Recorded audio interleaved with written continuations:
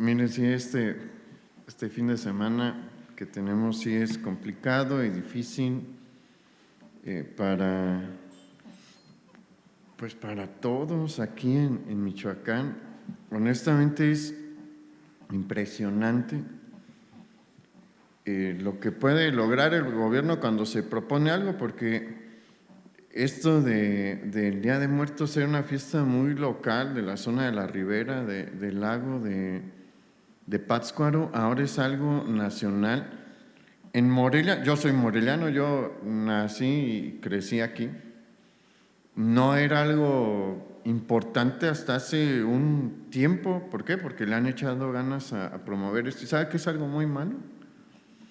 Es una de las cosas que el Señor prohibió dentro de la ley de Moisés, que sigue completamente vigente. La ley señalaba que se debía de apedrear a aquel que consultase a los muertos o buscase tener contacto con los muertos. Es algo que el Señor abomina con todas las palabras. Entonces, no participe de esto, aguante la presión con sus hijos, porque la verdad ellos sí están bajo mucha presión. Pero alégrese porque se acaban estos días y viene Navidad, y ahí ya es otra cosa. Esa sí es una fiesta nuestra. Entonces, véalo con esa esperanza, que pasa esto y viene el tiempo de Navidad. Y vamos a entrar al estudio de la palabra. Y hoy vamos a hablar, acuérdense que nuestra serie se titula Vasijas en manos del alfarero.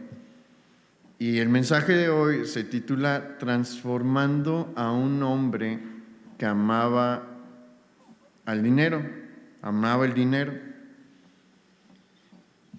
Y miren, a lo largo de la historia de los hijos de Adán, de la descendencia de Adán, se ha tenido un enorme problema con el primer mandamiento. Acompáñenme al primer mandamiento, vamos todos a Éxodo capítulo 20, versículo 2.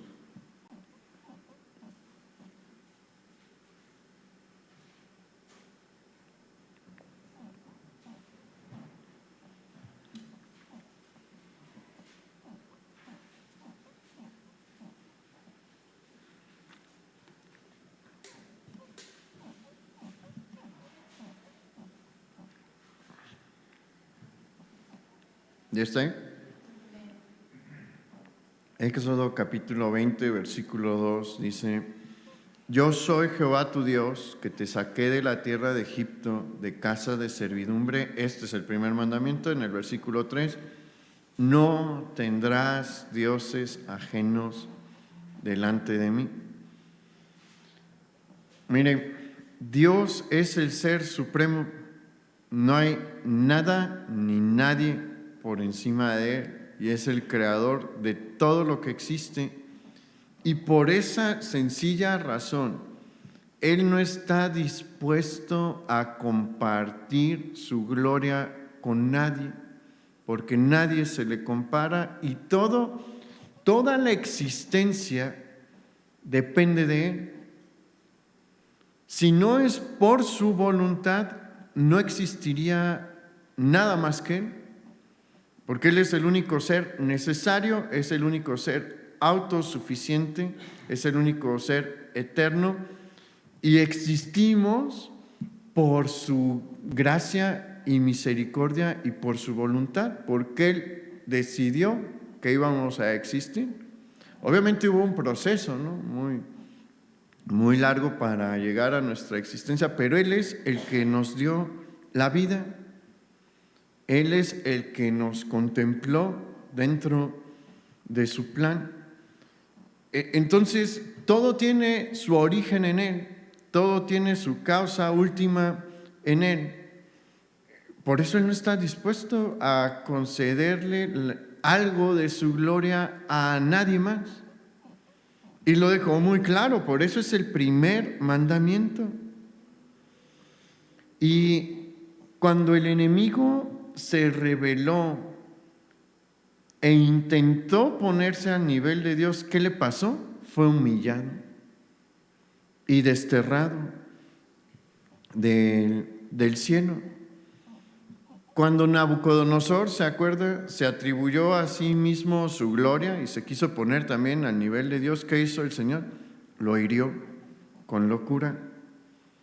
Cuando Herodes Antipas permitió que lo adorasen como Dios, ¿se acuerda qué le pasó?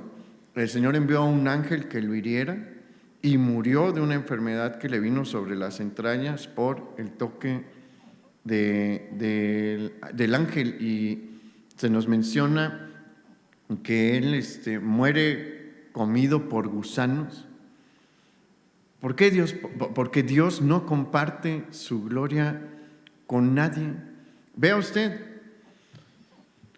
los faraones en Egipto decían que eran la encarnación de Horus. ¿Dónde están los faraones ahorita? No están.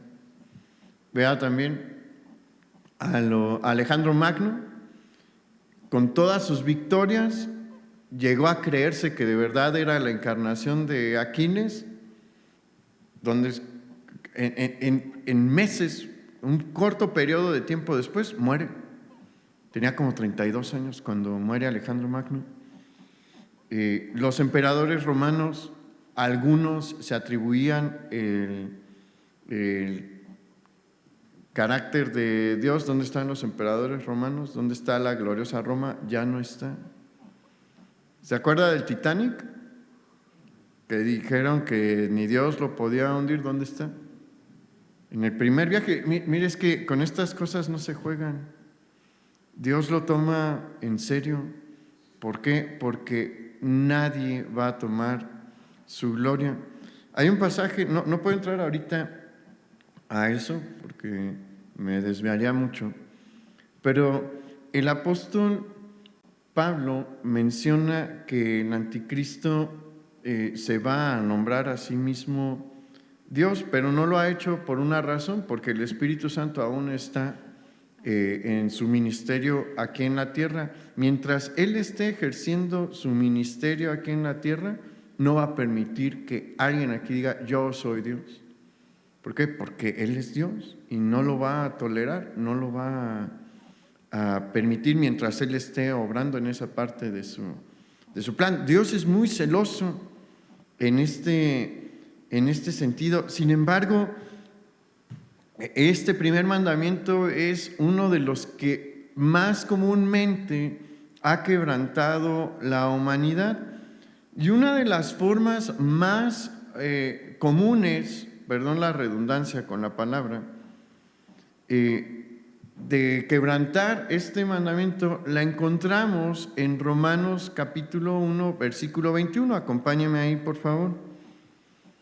Pero quédese mientras busca el pasaje en mente que estamos hablando de una de las formas en las que comúnmente se rompe o quebranta este mandamiento.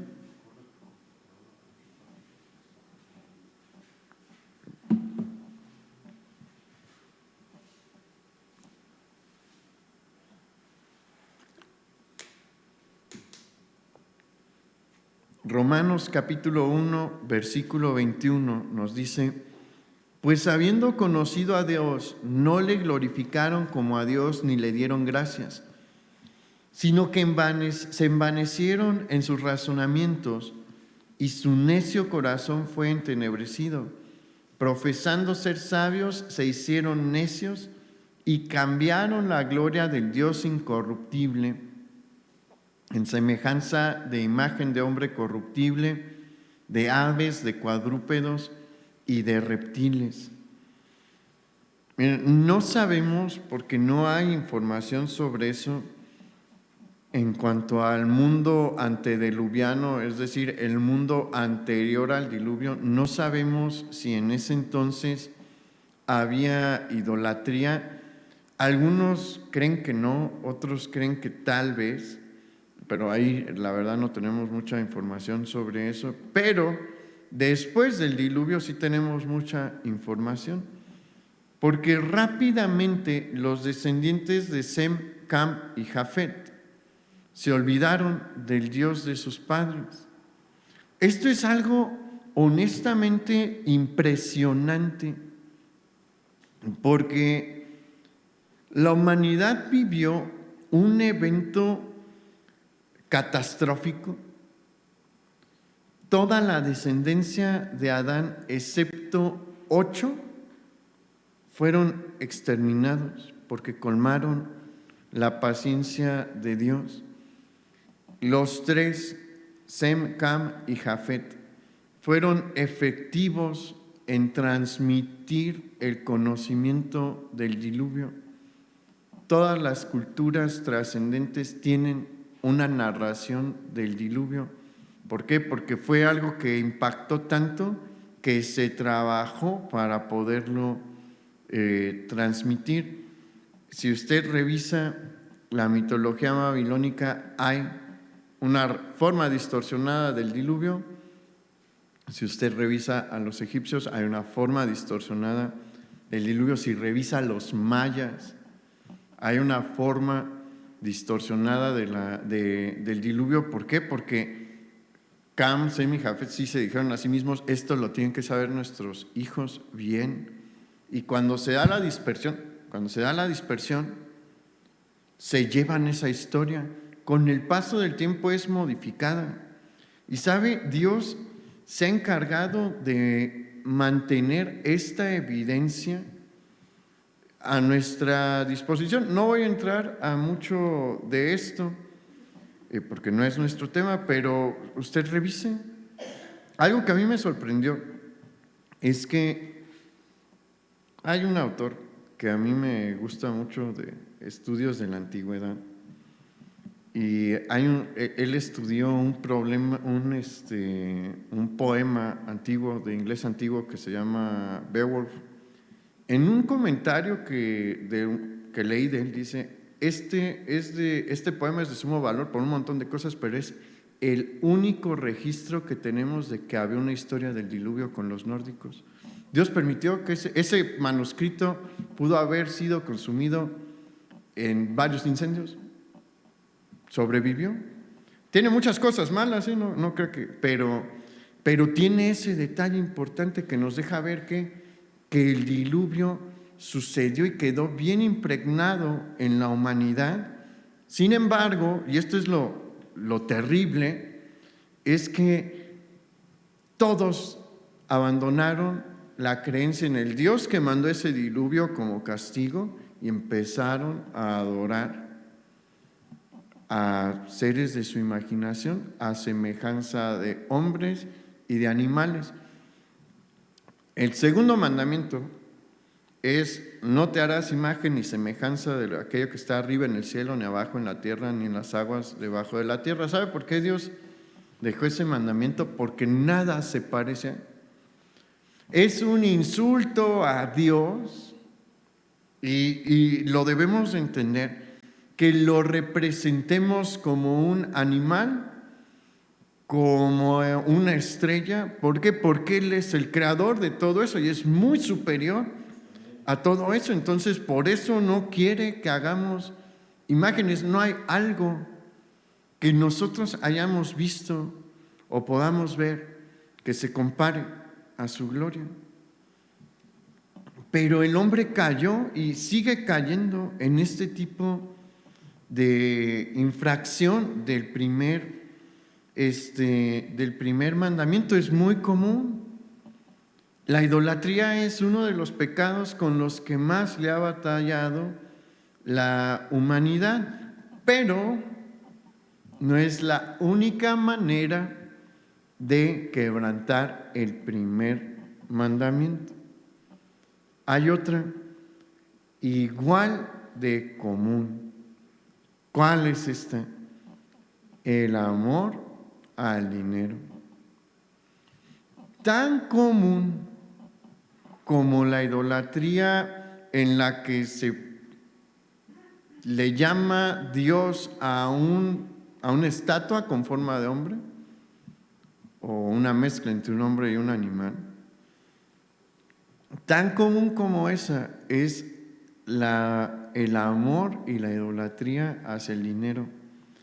Una cosa que sí es importante siempre señalar cuando tocamos este tema es que el dinero en sí mismo no es malo. El dinero en sí mismo es un instrumento a través del cual el hombre ha hecho sus operaciones comerciales por miles de años. Eso es el dinero. Mire, el hombre no sabía que el oro era un muy buen conductor, nada de eso. El hombre nada más vio esa piedra y dijo, está bonita, me gusta. Y se les ocurrió en un punto, con el oro y la plata y el cobre, decir, pues vamos a utilizarlo como objeto de cambio. ¿Por qué? Porque es divisible, se puede transportar fácilmente, entonces nos conviene, nos gusta y nos conviene usarlo, y no hay mucho. Entonces es difícil de adquirir, es ideal, ¿no?, para utilizarlo como dinero, pero es una piedra maleable a la que nosotros le dimos un valor para poder hacer intercambio comercial. Eso es el dinero. Pero el dinero tiene el potencial, y preste aquí atención, de llevar al corazón del hombre a sentir un ferviente amor por él, que también lleva normalmente a desplazar a Dios y a la familia de sus respectivos lugares. De acuerdo a la Escritura, el primer lugar en la vida de un ser humano debe de ocuparlo siempre Dios. Y en el segundo lugar, la familia. Pero el dinero tiene la capacidad de cambiar el corazón del hombre para que en lugar de tener un ferviente amor hacia su Dios y después un ferviente amor hacia su familia, concentre los dos en el dinero. Sí puede. Y hay muchísimas historias actuales y del pasado que nos lo deja ver. Por eso la Escritura nos advirtió sobre este peligro. Acompáñame a 1 de Timoteo capítulo 6, versículo 9.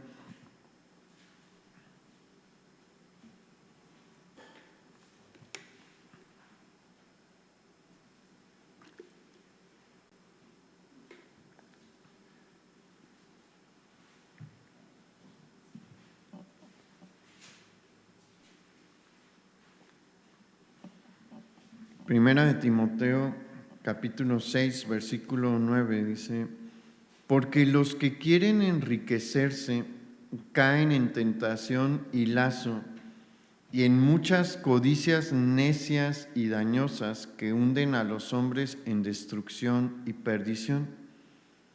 Vea el versículo 10, porque raíz de todos los males es el amor al dinero, el cual codiciando algunos se extraviaron de la fe y fueron traspasados de muchos dolores.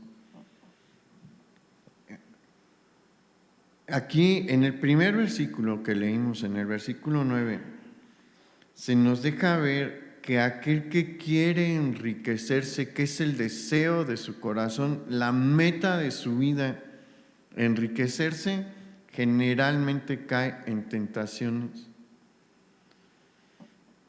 ¿Es malo querer prosperar económicamente? No, pero es difícil. Generalmente requiere en el plan de Dios. Mire, si el Señor quiere que usted tenga una buena cantidad de dinero, si está dentro de su voluntad, porque hay gente a la que Dios no quiere que tengan esa cantidad, mucho dinero. ¿Por qué? Porque les haría daño. Él sabe, la verdad, quién puede, con el dinero y quién no.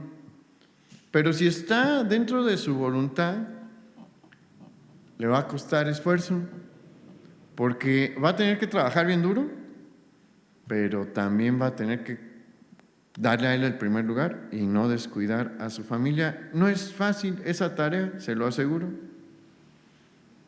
Pero si es su voluntad, va a tener que cumplir con esto. Poner a Dios en primer lugar, en segundo lugar siempre a su familia y trabajar bien duro. Y así es como los hombres y mujeres que el Señor ha contemplado en su plan en esa condición han generado sus fortunas. A muchos no les gusta este camino. ¿Por qué creen que tantas personas por qué creen que tantos jóvenes entran al narcotráfico? Porque es una promesa de enriquecerse rápidamente sin trabajar. Porque cargar un arma de alto calibre y llegar y amenazar a alguien no es trabajo. Secuestrar a alguien no es trabajo, extorsionar no es trabajo, ni requiere esfuerzo físico, ni tanto riesgo en este país, porque la verdad no los están persiguiendo como deberían. Eso no es trabajar. Es gente floja, la verdad, que no le quiere echar ganas. Tampoco toman un enorme riesgo, sí, porque su promedio de vida es de 5 años. Pero caen en esta tentación que nos señala aquí la Escritura, la tentación de hacer cosas que Dios rechaza. Y el versículo 10 nos compete a nosotros, porque fíjese la parte final. Primero nos empieza a decir que la raíz de todos los males es el amor al dinero, pero después nos menciona que algunos, codiciando el dinero, se extraviaron de la fe. El dinero tiene la facultad de hacer que personas se alejen de la fe. Porque le digo, enciende un fuego que consume el alma del hombre. Hay quienes no lo creerán, pero la Escritura nos deja claros ejemplos de esto. ¿Se acuerda de Jesse, el discípulo de Eliseo? Él, al ser discípulo de Eliseo, estaba perfilado a convertirse en el sucesor de Eliseo, pero le ganó el amor al dinero, fue y persiguió a Naamán pidiéndole un talento de plata. Al final Naamán le dio 2, le dio vestidos nuevos también, pero ¿cómo acabó? Lleno de lepra. Fíjese, de ser el discípulo del profeta más importante de ese tiempo y uno de los profetas más importantes de la historia del pueblo de Dios, terminó leproso, abandonó la fe. ¿Por qué? Por el amor al dinero. Y este problema lo ha sufrido el pueblo de Dios a lo largo de su historia, y en momentos de la historia del pueblo de Dios, el Señor tuvo que tratar fuertemente con su pueblo ciertos puntos de cuestiones económicas. Acompáñame a Malaquías capítulo 3, versículo 8, porque este es uno de los pasajes en los que Dios ve a su pueblo desviado completamente, consumido en su mayoría por el amor del dinero y haciendo algo indebido. Debemos entender algo aquí. Este mensaje lo dio el Señor a la nación, no porque fueran poquitos dentro de la nación, aquí es la nación de Judá, que caían en este pecado. Eran muchos, era la mayoría de la nación. Por eso llama a uno de sus profetas a dar este mensaje. Acompáñame ahí, Malaquías capítulo 3, versículo 8. ¿robará el hombre a Dios? Pues vosotros me habéis robado y dijisteis, ¿en qué te hemos robado? En vuestros diezmos y ofrendas. Malditos sois con maldición, porque vosotros, la nación toda, me habéis robado. ¿No puede desviar el dinero de la fe? Claro, vea, este es un mensaje de Dios a un pueblo que acaba de salir de la cautividad. La cautividad babilónica fue un evento traumático. Si leemos con detalle, fue una campaña de Nabucodonosor de exterminio. Acabó con una buena parte de la población de Judá. A la mayoría, bueno, se los llevó cautivos. Destruyó el templo, destruyó los muros de la ciudad, destruyó el palacio de los reyes de Judá, porque desobedecieron al Señor. Y aquí, tiempo después, o sea, está fresco todavía lo de el cautiverio babilónico, y los que regresaron del cautiverio vuelven a quebrantar uno de los principios más básicos de la ley de Moisés, que era entregar los diezmos y las ofrendas. Y el Señor dice, vea lo que dice. El versículo 9, malditos sois con maldición, porque vosotros, la nación toda, me habéis robado. Qué tremendo, ¿no? Lo que puede hacer el dinero en el corazón de los hombres. Es importante que nosotros estemos revisando esta situación también en nuestro corazón, porque es fácil. Mire, el primer paso para caer en la trampa del dinero es dejar de darle a Dios lo que le corresponde.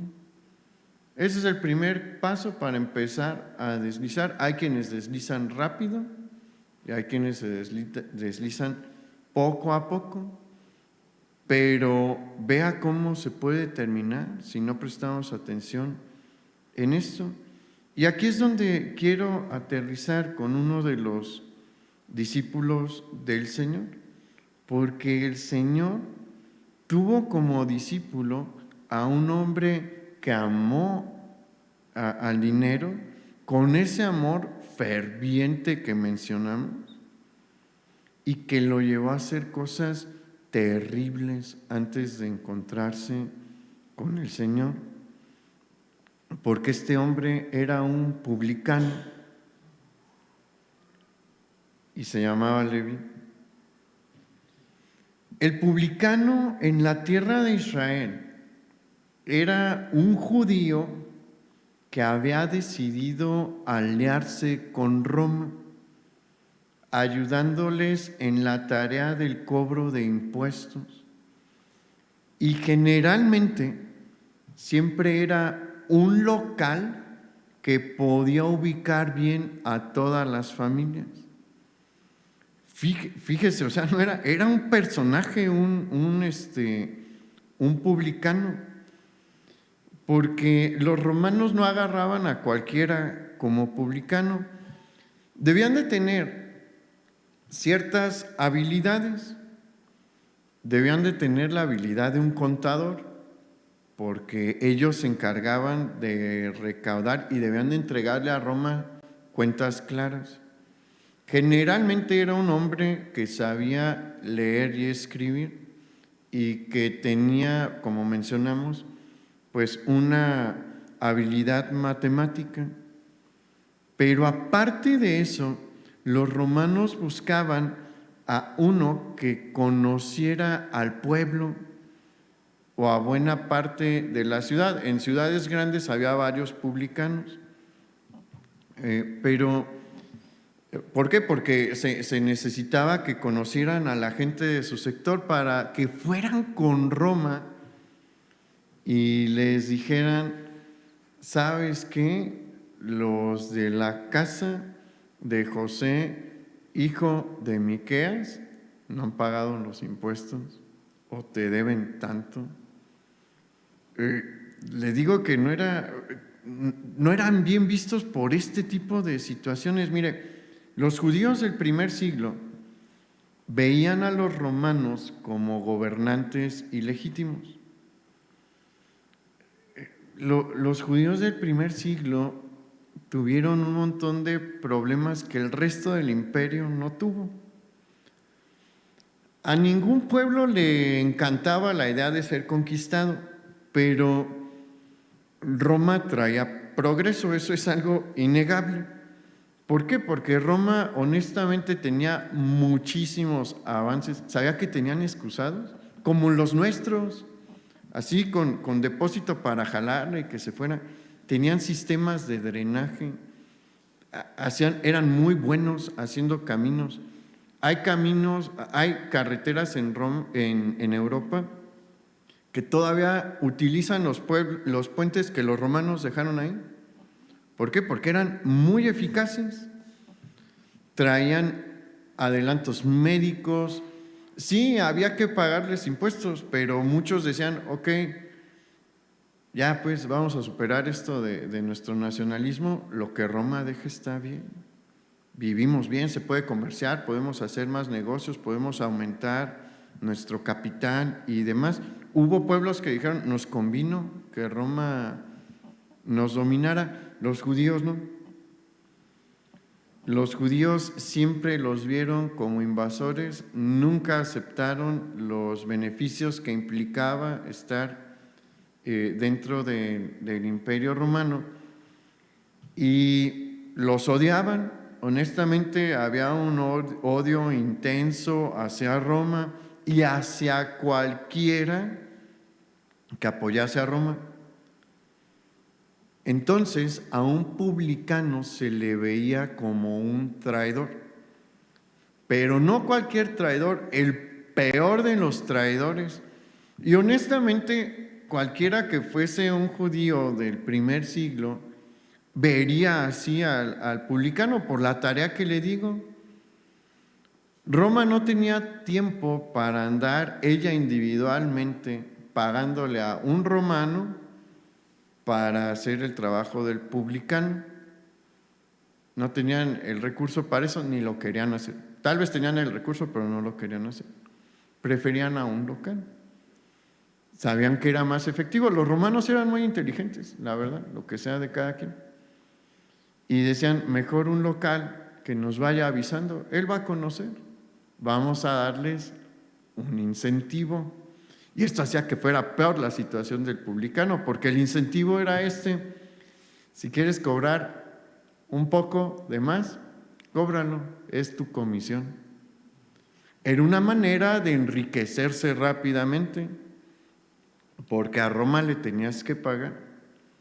Entonces, el publicano se ganaba el favor de Roma, tenía la protección de los romanos, tenía guardias a su servicio y se enriquecía. Había quienes cargaban mucho la mano y cobraban una buena comisión. Roma decía, mientras tú me pagues lo que me toca, mientras tú me entregues lo que me toca, a mí no me importa lo demás. Tú entrégame a mí lo que corresponde a mis impuestos. ¿Y se acuerda de Zaqueo? ¿Cuánto entregó? Una fortuna. ¿Por qué? Porque hizo una fortuna. Dijo, voy a regresar 4 veces, ¿no? Menciona lo que robé.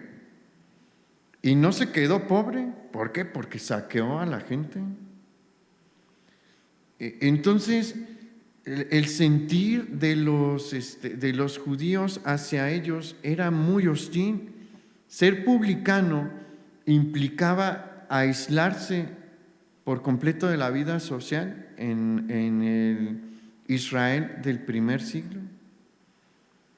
Otra cosa que debemos de tener presente es que ningún publicano fue obligado por Roma a ocupar este cargo, todos fueron voluntariamente. La descripción del trabajo es: ¿quieres volverte rico rápido? Y eres bueno en la contabilidad y conoces a la gente, ven, pero vas a ser un apestado social, porque te van a considerar como un traidor. Esa era la descripción del trabajo y había gente que decía, yo sí quiero. ¿Movidos por qué? Por la codicia, por amor al dinero. El traidor generalmente vende su integridad y no le interesa. Por eso es que tiene tan mala reputación. Hubo algunos publicanos que dijeron, esto ya no me gustó, y se retiraban y no se les volvía a reintegrar en la sociedad. ¿Por qué? Porque el daño que habían hecho era muy grave. Y por este momento no piense como cristiano que tiene que aplicar los principios del Sermón del Monte. Piense como un judío del primer siglo que ve a Roma como su enemigo y que se entera. Usted ha hecho lo que ha podido para mantener un perfil bajo y que la autoridad romana no se dé cuenta de que le debe como 3 años de impuestos, pero el publicano de su pueblo se da cuenta porque empieza a hacer un análisis de sus libros y dice, y va con Roma y le dice, ¿sabes qué? Va con el encargado de la región, tal, te debe 3 años y no te ha pagado. Y le preguntan, ¿no tiene con qué pagar? No.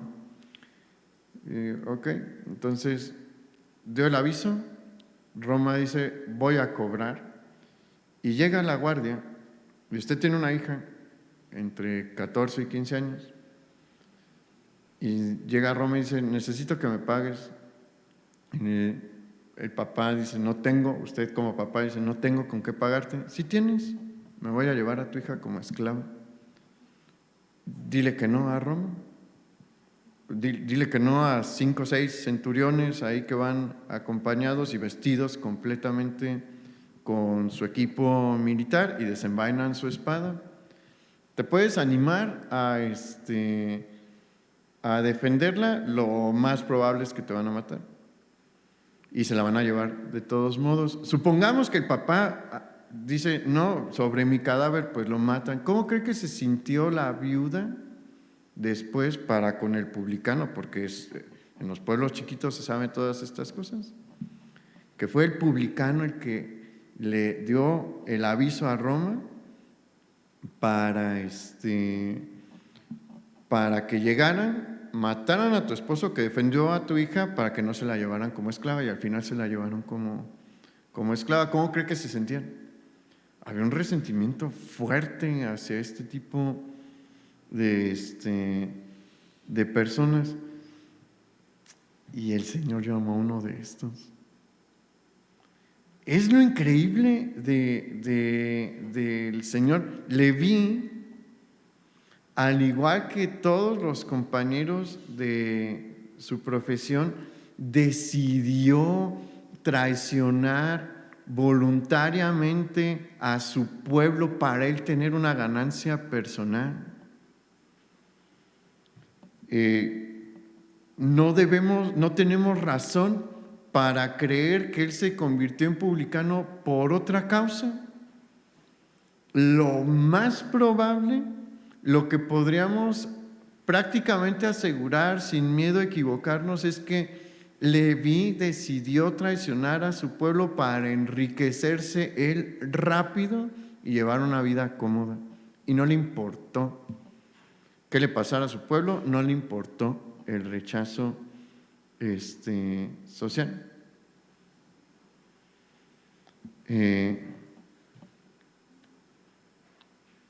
Pero algo que sí podemos deducir de él es que llegó un punto en el que no se sintió completamente cómodo con la vida que llevaba.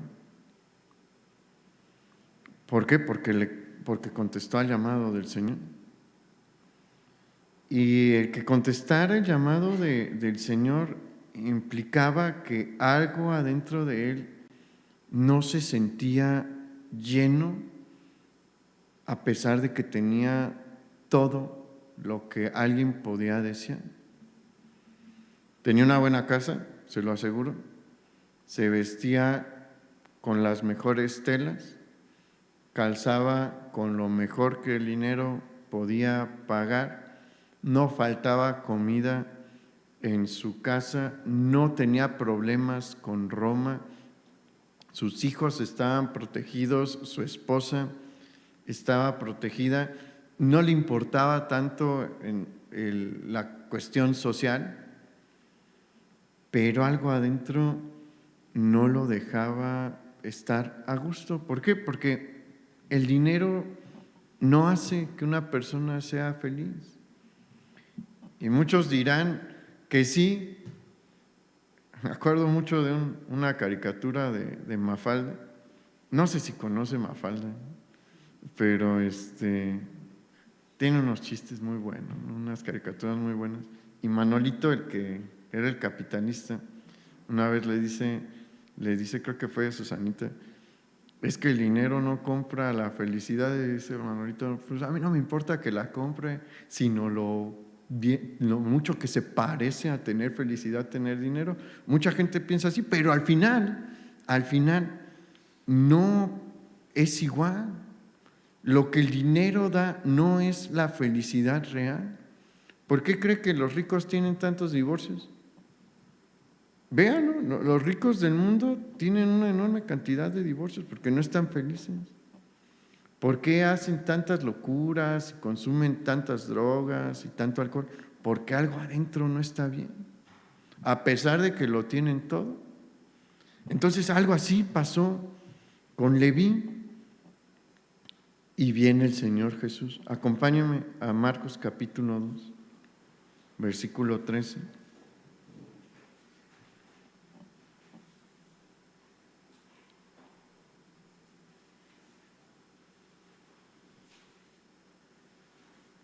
Marcos capítulo 2, versículo 13 dice: después volvió a salir al mar y toda la gente venía a él y les enseñaba. Y al pasar vio a Leví, hijo de Alfeo, sentado al banco de los tributos públicos y le dijo: sígueme. Y levantándose le siguió. Aconteció que estando Jesús a la mesa en casa de él, muchos publicanos y pecadores estaban también a la mesa juntamente con Jesús y sus discípulos, porque había muchos que le habían seguido. Aquí Jesús hizo algo incomprensible para la gente de su tiempo, porque se acercó al banco de los tributos donde estaba Leví, un publicano que, como le digo, era conocido por todos los de la zona. Ahí estamos en Capernaum, si no me equivoco. Entonces todos los de esta región de Capernaum, esta sección de la ciudad de Capernaum, conocían a Leví. Se acerca Jesús y le dice: sígueme, quiero que seas mi discípulo. Ya había llamado el Señor a varios, para este momento ya había llamado a Pedro y a Andrés, a Jacobo y a Juan, probablemente a otros de una manera muy semejante. Entonces yo le aseguro que hasta los mismos discípulos del Señor, cuando ven eso, probablemente varios lo conocían y se les abrió la boca. ¿Cómo que un publicano? Sí, porque Jesús vino a llamar ¿a quién? A los pecadores. Leví era un pecador que estaba buscando algo más allá del dinero, ciertamente, y llega su oportunidad. ¿Y qué hizo? La tomó.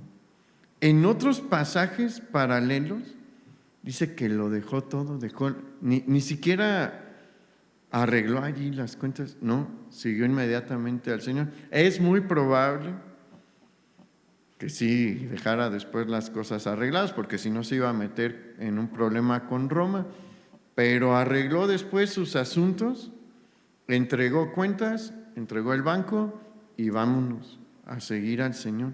Esto es bien importante porque, mire, el hecho de que Jesús le invitase a ser su discípulo y que Leví aceptara la invitación, implicaba que se le estaba concediendo el perdón por lo que había hecho.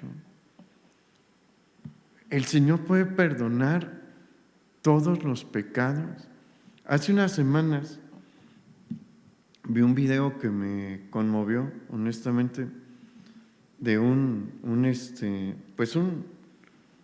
cristiano en Estados Unidos que fue organizó un culto de alabanza en una prisión.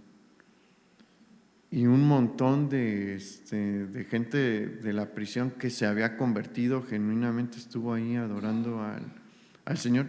Eran hombres que en su pasado terribles, que cometieron homicidios, robos y demás. En una prisión hay de todo, pero el Señor los alcanzó allí y los perdonó, y son sus hermanos y los vamos a ver allá. Yo no sé, la verdad, si allá vamos a tener oportunidad de contar nuestras historias, pero va a estar interesante, sí, escuchar las historias de esos hombres. Algunos condenados a cadena perpetua, pero son más libres que Elon Musk. Elon Musk no es creyente, es el hombre más rico del mundo. Ellos son más libres que él, son más felices que él, aunque están en prisión y probablemente varios van a morir ahí. ¿Por qué? Porque el perdón que el Señor trae y que el Señor nos da no se compara a tener todo el dinero del mundo. Entonces, eso es lo que sucedió con Mateo. Se le ofrece la oportunidad, el Señor le está diciendo: ¿te arrepientes de lo que hiciste? ¿Quieres que te perdone y me quieres seguir? Mateo dijo: sí. Jesús le dijo: te perdono, sígueme. Obviamente, esto trajo consecuencias, y vamos ahí al versículo 16.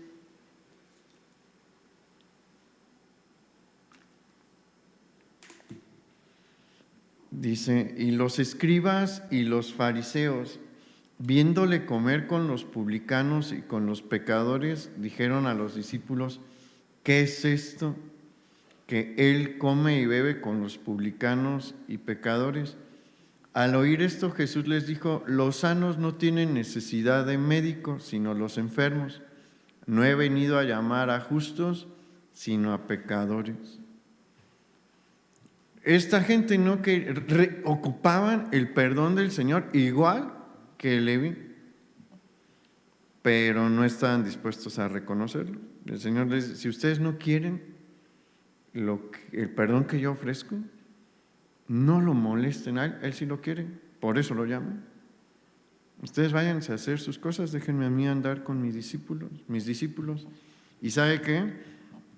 Le cambió la vida a Leví. Tanto le cambió la vida que le cambió el nombre también. Pero el cambio con él es bien distinto al cambio de Simón, porque a él le empezó a llamar Pedro, que significa piedra. Es bien distinto el cambio de nombre que hizo con... Bueno, no fue cambio de nombre, fue el apodo que les puso ahí a los hermanos explosivos, porque a ellos, como les dijo, ustedes son los Bonaerges, porque son los hijos del trueno, porque, híjole, tienen un carácter bien difícil. A Leví le cambia el nombre por Mateo. ¿Sabe qué significa Mateo? Regalo de Dios. Y es conmovedor lo que sucedió con este hombre. No se nos habla muchísimo de él en la Escritura. Es poquita la información que tenemos sobre sobre Mateo, pero hay algunas cosas que podemos deducir fácilmente. Acompañó a Jesús durante el resto de su ministerio. Estuvo con él en Jerusalén durante su crucifixión y resurrección. También le vio en el mar de Galilea y contempló su ascensión. Pero a diferencia de Pedro, Juan y Jacobo, Mateo nunca jugó un papel de preeminencia durante el inicio de la iglesia, pero el Señor le dio un ministerio, y un ministerio bien importante que llegó en su tiempo. ¿Cuándo comienza el ministerio fuerte de Mateo?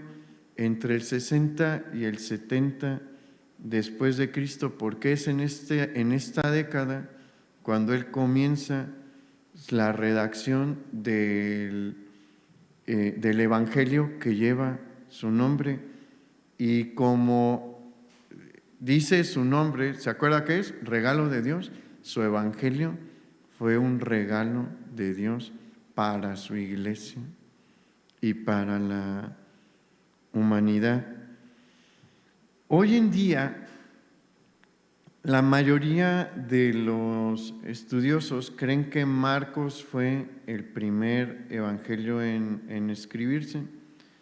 Y si usted va a un instituto bíblico, es lo que le van a enseñar, que Marcos fue el primer evangelio, pero no está claro, ¿eh? Allí todavía hay una discusión. Ha habido un consenso, la mayoría han dicho, no, sí es, pero no está completamente claro.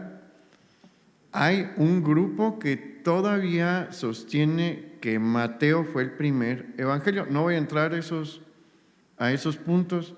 En el instituto se van a tratar en su momento. Pero independientemente de eso, bueno, sí existe la probabilidad, ¿no?, de que haya sido el primer evangelio. No lo aseguro ni lo niego. Está todavía discusión eso. Pero eso no es lo importante, si fue el primero o no. Pero imagínense que sí, y Dios lo llama a redactar el primer evangelio. Pero aparte, en su evangelio nosotros vamos a ver cosas maravillosas del Señor, de los cambios que Él hizo en su persona. ¿Se acuerda qué pasaje leímos sobre su conversión? No lo llevé a leer la narración del mismo Mateo. ¿Por qué? Porque es la más cortita. El corazón de Mateo en este punto se ha convertido en un corazón tan humilde que dice: no vale la pena hablar de mí, no quiero hablar de mí, porque de quien tengo que hablar es de Jesús. Él es el importante. Son muy poquitas líneas las que encontramos en el Evangelio de Mateo sobre su conversión. Marcos y Lucas nos dan muchos más detalles. Pero otra cosa bien bonita en el Evangelio de Mateo es que encontramos que el Señor utiliza nuestros dones y quienes somos. Yo ya se lo había dicho, Dios fue el que nos dio nuestro temperamento. Bien encauzado, nuestro temperamento y nuestros dones son de bendición. Mal encauzados siempre terminan en desastre. Y aquí Dios utilizó el don de Mateo. ¿Se acuerda la descripción de trabajo que le dije para Mateo? Que tenía que ser alguien bueno con las cuentas, alguien que... Y platicamos que pues él tenía un interés por el dinero. Ningún evangelio habla tanto sobre el dinero como el de Mateo.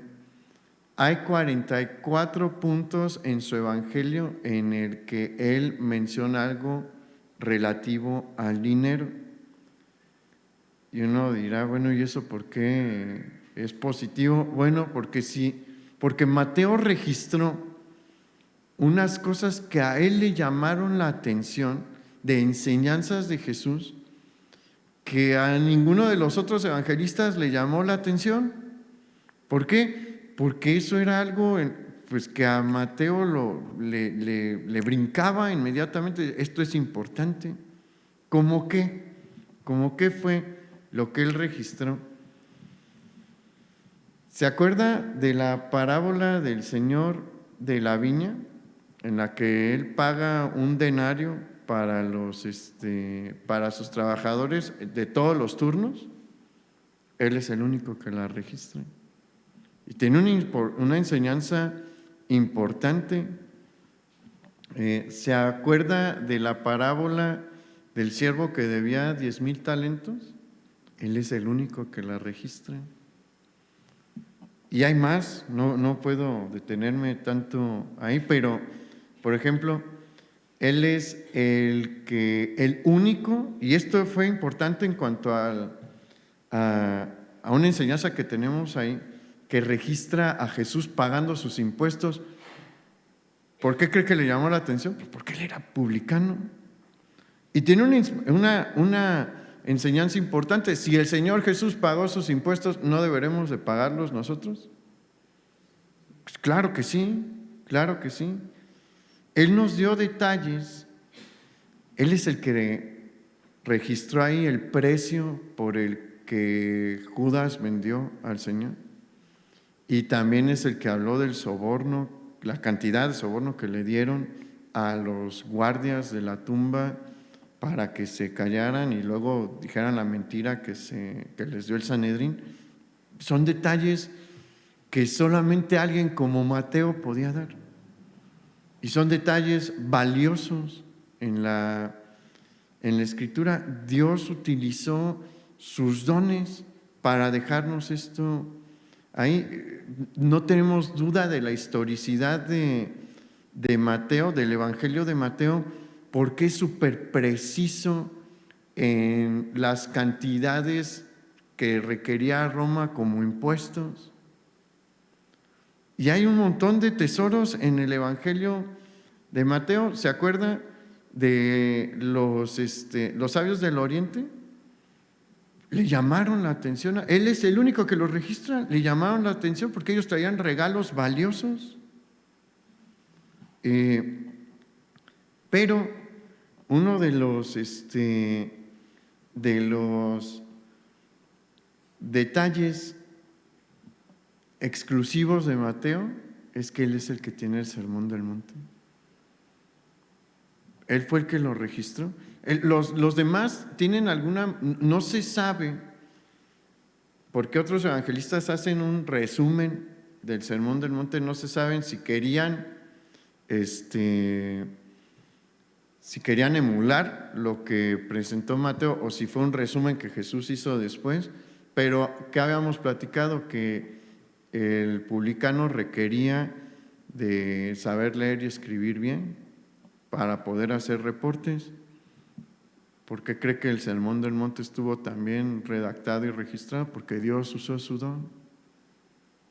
Entonces vea cómo cuando nos ponemos en las manos del Señor, Él puede hacer maravillas y transformar nuestro carácter. Y aquí quiero que vea algo, porque no lo he tocado, lo guardé para el final. ¿Cuánto cambió el Señor el corazón de este hombre que por amor al dinero traicionó a su nación, traicionó a su pueblo? Cada evangelio tiene un destinatario. O sea, cada evangelista escribió pensando en un grupo de personas que lo iban a recibir de primera mano. ¿A quién creen que le envió Mateo su evangelio? A los judíos. Este hombre que traicionó a su pueblo judío, el Señor lo movió a decir: quiero escribir un evangelio para que mi gente conozca al Mesías. ya no es más un traidor, sino es un judío en toda la expresión diciendo: mi pueblo tiene que abrir los ojos al Mesías. ¿Ve el cambio que el Señor hizo? De un traidor a alguien que busca rescatar a su pueblo, a alguien que busca la salvación de su pueblo. ¿Y cómo sabemos esto? Porque a lo largo del Evangelio de Mateo vemos cómo él hace la relación con la profecía mesiánica. Por eso empieza con genealogía davídica. Esa es la razón por la que encontramos una genealogía davídica en el inicio del Evangelio. Es una de las razones por las que también registra lo de los sabios del Oriente. Ellos, ¿qué venían diciendo? ¿Dónde está el rey de los judíos que ha nacido? Todo el Evangelio tiene este propósito de mostrarle a su pueblo que el Mesías ya llegó. Qué bendición, ¿no? Dejarnos transformar así por el Señor. Y bueno, Mateo también estuvo dispuesto, al igual que sus compañeros, a entregar su vida por el Señor.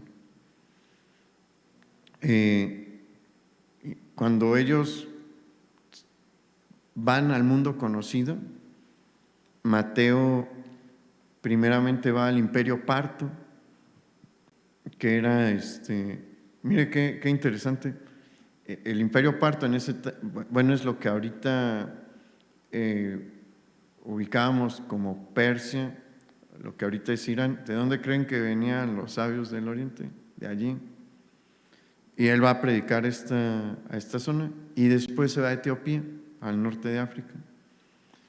Y en Etiopía durante un tiempo pudo predicar libremente el Evangelio, porque cuando llega el rey de Etiopía, pues da libertad religiosa y dice: si quieres predicar está bien, no tengo problema, pero muere.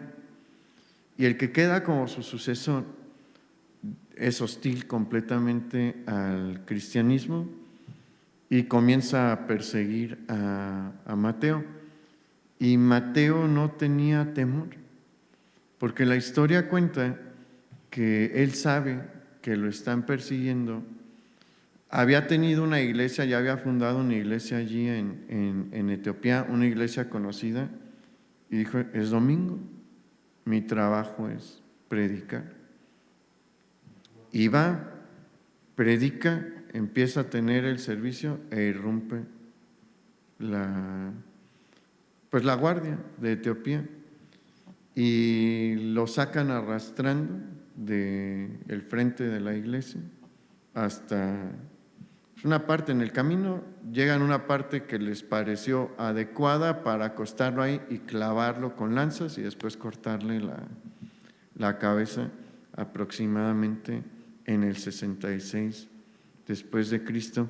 Un hombre que veía por sí mismo antes de conocer a Jesús, y estaba él por encima de todos los demás, que no hubiera metido en el pasado las manos ni por su abuelita si debía impuestos, estuvo dispuesto a entregar su vida por el Señor.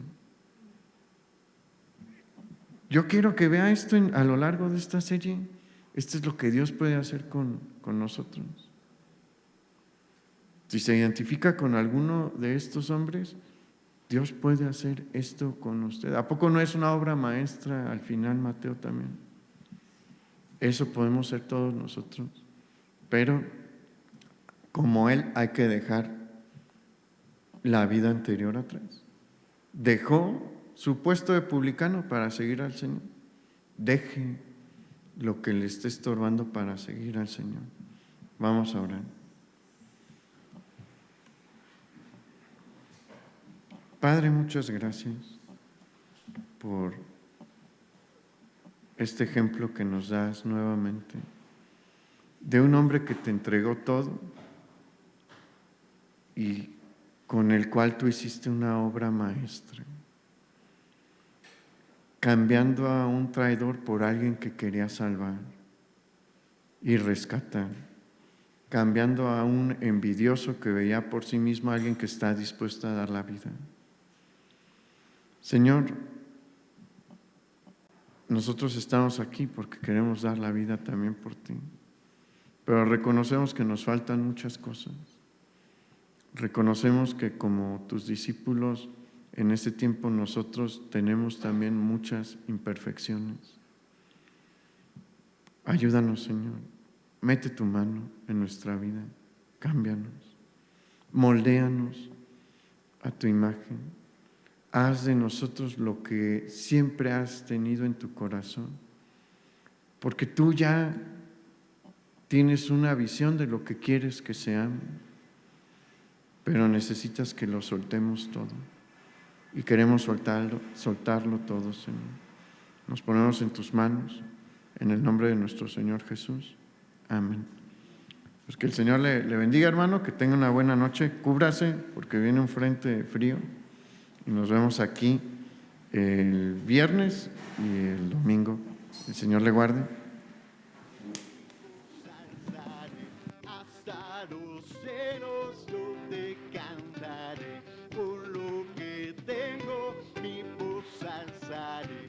Hasta los celos yo te cantaré, con todo lo que soy a ti extendiste el mar, el cielo sobre mí, yo te alabaré. Si tú moriste por mí,